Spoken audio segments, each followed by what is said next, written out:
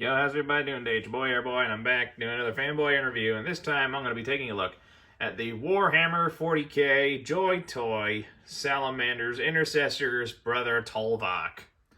Now, before we look at him, you'll take a look at his box. You can see lovely imagery there of our Salamander warrior, the noble space marine. I think my camera stand is crooked. Alright. It is 1/18 scale. I don't know how that works. Anyway, more images of the figure. Intercessors brother Tol'vak. And nothing really worth mentioning on the sides of the box. So that's it for the box. Moving right along here. Here we have brother Tol'vak.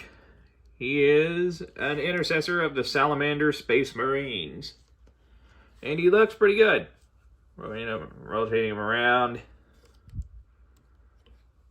And yeah, it's the same Mark 10 armor as the last one that I looked at.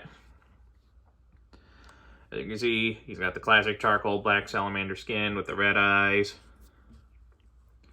And he got a hair or something on him. Bring it up close here. You see, he's got a big nose.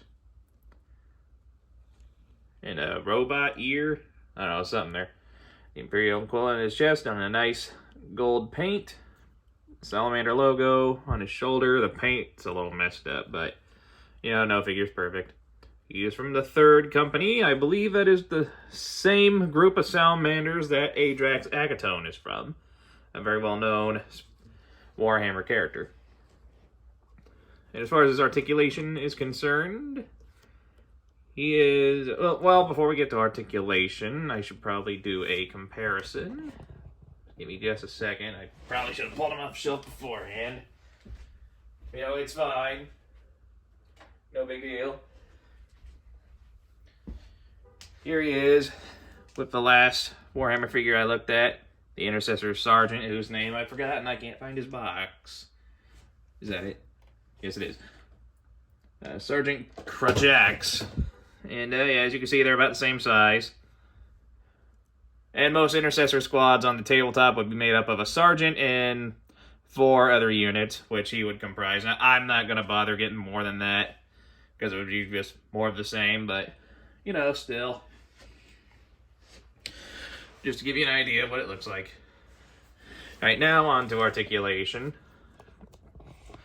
A lot of ball joints. The neck is on a ball joint. You can look up that far, down that far. Shoulders, they can rotate all the way around if you want. I'm not going to do it, but they can. Trust me. The shoulders are on their own little ball joint to allow a bit of outward movement. It can be a little tricky. There is bicep swivel, a little over 90-degree elbow bend. There is wrist rotation, and the hand can go, basically a lot of movement there on the arm. There's an ab crunch, rotation. These bits on his power pack here can rotate up and down accordingly to how you want them. The bits on his belt can also move around all in ball joints if you need them to. That holster can move. These little ammo pouches can move. These ammo pouches can move. That little hammer can move. Right. The legs, you can kick up that high. They can go back. And not really that much. But he does have a pretty good knee bend. Thigh rotation. And the feet. Feet can move. Not really up or down that much, but you do get a bit of a tilt, and the toe can bend. That pretty much does it for articulation. Now going into accessories. Much like the other Warhammer figure I already looked at, his Sergeant. He does come with English is hard, come with a separate head in the form of his helmet. The standard Mark 10 helmet. The yellow eyes. Tubes on one set of tubes on the side as opposed to the 2 on the Sergeant's helmet. Other accessories he comes with are, I got them all here, there's just a bunch, are different hands that can attach. He's got an open hand. Get the camera focus. There we go. He's got more. He's got fists. Oh, he's got 2 of each of these, by the way. He's got a hand with a hole in it that will allow him to hold his weapon. And he's got a trigger finger. Oops. Hey, trigger finger might be all he has. Okay, I found it. I need to clean out some of these boxes. Yeah, I'm not going to show it off, but my recording setup is surrounded by action figure boxes. And he also comes with weapons. He comes with an alternate holster piece with the gun inside the holster. He also comes with the gun, the bolt pistol. Standard issue bolt pistol, I believe. He also has this bolt rifle with a grenade launcher attachment. I believe that's what that is. And he comes with the Astartes chainsword. All this is covered in a nice coat of paint. Bring it up here so we can see it again.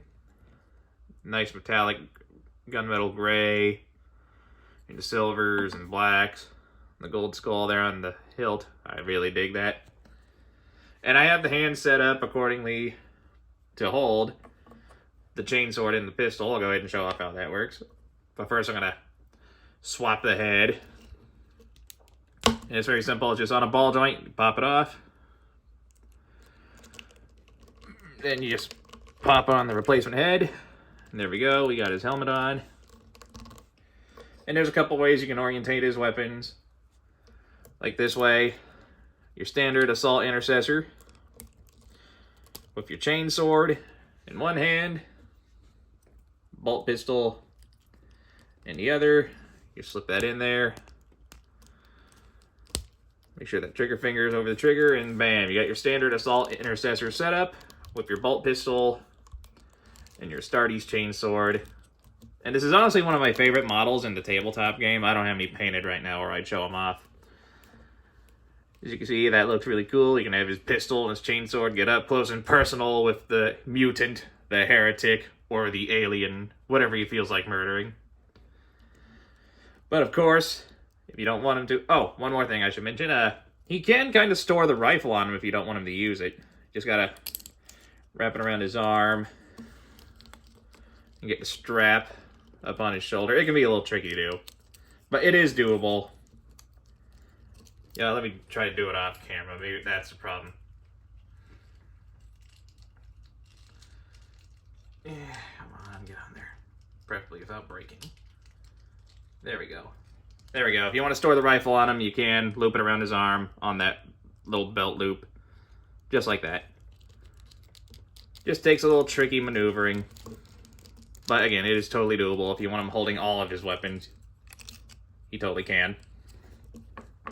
And we can set him up to use that rifle too. Just gotta remove the sword, remove the pistol. And since he's not using the pistol, what you want to do is you want to... Wait a minute. Oh, okay, I'm just hallucinating. Okay, just remove the empty holster, pops off via ball joint, plug in the one with the pistol on it. I think maybe they gave him the wrong part because this pistol holster has this little thing on it, whereas the other one that's empty does not. It's a little strange. Oops. Anyway, when I'm holding the rifle, first off, you gotta remove both his hands and make sure he's holding the correct ones. You want the trigger finger hand for the right hand. Just pop that into place. Then we want the open left hand. Just pop that in there. It can be a little tricky sometimes, but it is 100% doable. Just gotta force it a little bit. There we go. And once that in, you just take the rifle.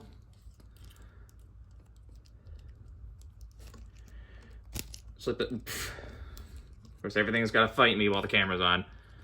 Just slip that into his hand. Okay, can I do it off camera? There we go. That's the problem. I just didn't want to do it in front of the camera. But yeah, you're going to slip that into his hand. after struggling with it. Then you just angle it accordingly so that the flat hand goes underneath.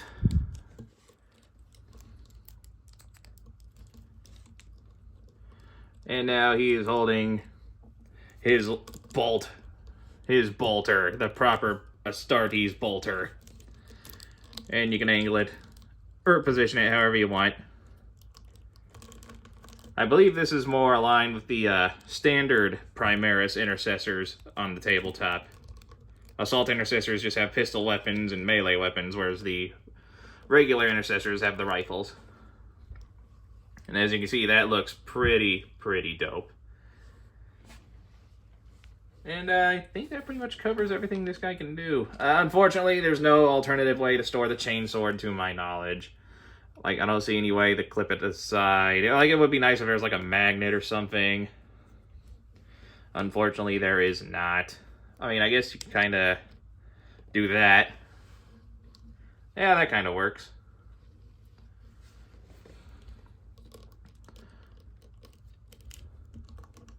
Alright, now I think that officially wraps it up for this review. Now, do I think he's...